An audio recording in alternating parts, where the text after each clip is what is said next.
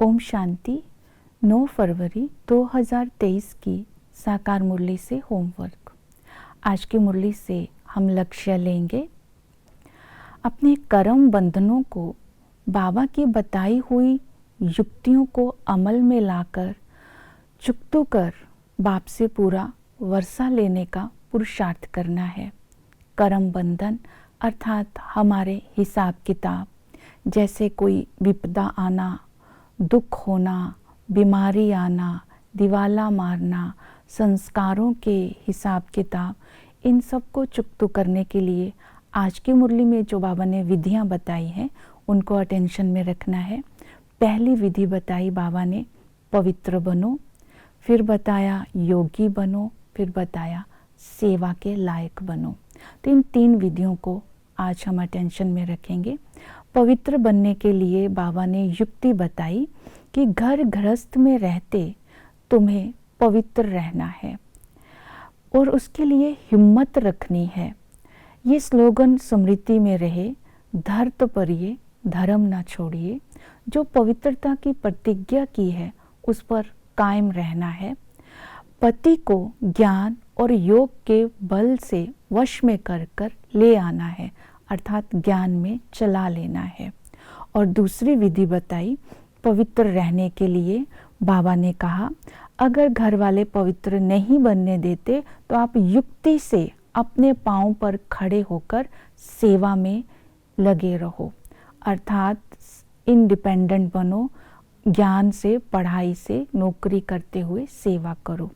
तीसरी विधि बताई ये स्मृति में रखो कि ये अंतिम जन्म है, हम ईश्वरीय कुल के हैं, हम भारत को पवित्र बनाने के लिए पवित्र रहना चाहते हैं, ये हिम्मत से कहो।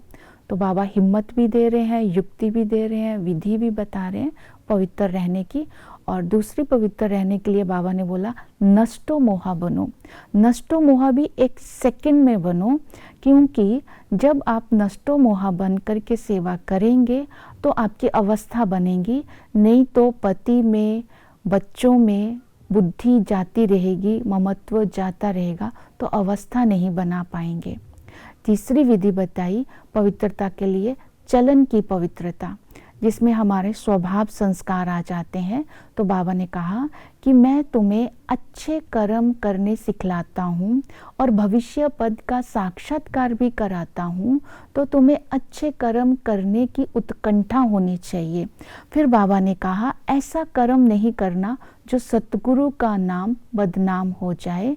आपस में मीठे होकर के रहना है और कोई भी, बाबा ने कहा कि आसुरी मत पर नहीं चलना है, लौ अपने हाथ में नहीं उठाना है, तो अपने चलन में विशेष अटेंशन देना है। और तीसरा बताया योगी बनो, सवेरे सवेरे उठकर बाप के साथ मीठी मीठी बातें करो। बाबा आप हमें स्वर्ग की 21 जन्मों की बादशाही देते हो, आप स्वर्ग का मालिक बनाते हो, कमाल है आपकी, मैं आप पर बलिहार जाती हूँ, कदम कदम पर आपकी राय पर चलेंगे। तो बाबा राय देते हैं अगर पैसा बहुत है तो पाप की कमाई करने की दरकार नहीं है, आराम से शांति से बैठकर याद की कमाई करो। तो इस तरह बाबा की राय को जीवन में धारण करते हो, बाबा की याद में रहेंगे तो हम पूरा वर्षा लेंगे।